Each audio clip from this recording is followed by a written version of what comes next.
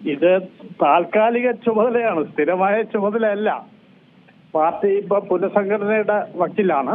അധികം കഴിയുന്നതിന് മുമ്പ് പുതിയ DCC പ്രസിഡന്റ് വരും. അതുവരെയുള്ള ഒരു താൽക്കാലിക ചുമതല KPCC ഭാരവാഹി എന്ന നിലയിൽ ഏൽപ്പിച്ച ഒരു താൽക്കാലിക ചുമതല മാത്രമാണിത്.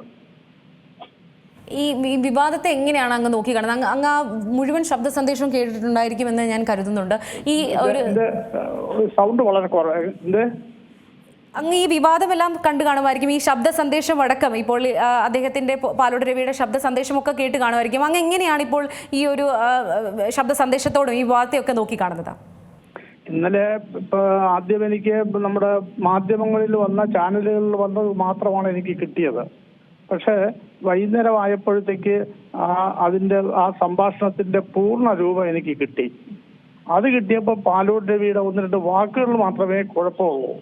കാരണം ഒരു പഞ്ചായത്ത് തെരഞ്ഞെടുപ്പിന്റെ മുൻപിൽ നിൽക്കുന്ന പാർട്ടി അസംബ്ലി തെരഞ്ഞെടുപ്പ് വരാൻ പോകുന്നു.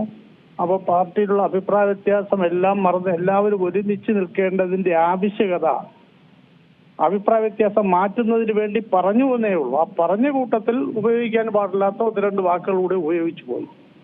അത് സാധാരണ പാർട്ടിയുടെ ഗ്രൂപ്പിൽ അവസാനിപ്പിക്കുന്നതിന് വേണ്ടിയും പ്രവർത്തനം ശക്തമാക്കുന്നതിന് വേണ്ടിയും സാധാരണ ഒരു നേതാവ് സംസാരിക്കുന്ന രീതിയിൽ മാത്രമേ സംസാരിച്ചിട്ടുള്ളൂ. പക്ഷെ ചില വാക്കുകൾ ഉപയോഗിക്കാൻ പാടില്ലാത്തത് ഉപയോഗിച്ചു പോയി. അത് മാത്രമാണ് അതിലുള്ള കുഴപ്പം.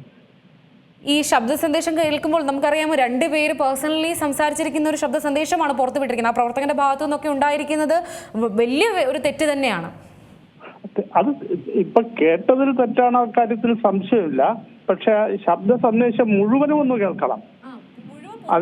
അതാണ് ഏറ്റവും വലിയ ഒരു വീഴ്ച ഇതില്. അതെ, അത് എല്ലാം പുറത്തു വിട്ടിരുന്നുവെങ്കിൽ ഈ പാലോട് രവിയെ ഇന്ന് കുറ്റപ്പെടുത്തുന്ന അത്രയും കുറ്റപ്പെടുത്താൻ നമുക്ക് തോന്നിയില്ല. അതിന്റെ ചില ഭാഗങ്ങൾ അടർത്തിയെടുത്താണ് കൊടുത്തത്.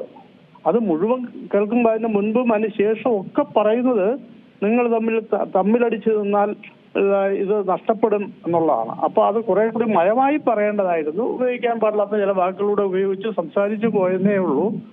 പക്ഷെ ഈ സതുദ്ദേശത്തോടു കൂടിയാണ് സംസാരിച്ചത്, പാർട്ടിക്കെതിരായിട്ടല്ല സംസാരിച്ചത്. ഏറ്റവും പുതിയ വാർത്തകളും വിശേഷങ്ങളും വിരൽ തുമ്പിലറിയാൻ സീ മലയാളം ന്യൂസ് എല്ലാ ഡിജിറ്റൽ പ്ലാറ്റ്ഫോമുകളിലും ലഭ്യം.